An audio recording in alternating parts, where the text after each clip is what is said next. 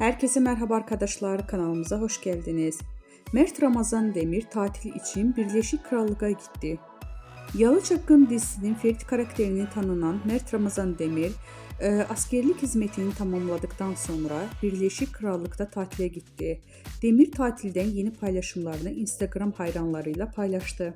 Ekranların en sevilen dizilerinden biri olan Yalı Çapkın dizisinde Ferit karakterini büyük bir hayran kitlesi kazanan Mert Ramazan Demir, geçtiğimiz aylarda vatan görevini yerine getirmek için Hatay İskenderun'a gitmişti.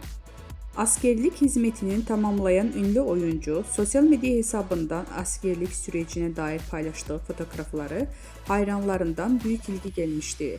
Yemin töreninde paylaşılan karelerde oldukça dikkat çekmişti. Vatan görevini bitirdikten sonra tatile giden Birleşik Krallık'a gitmeye karar alan Demir, tatilden yeni fotoğraflarını Instagram hesabından paylaştı. Küçük Haziran notuyla yaptığı paylaşımı takipçileri tarafından büyük beğeni topladı.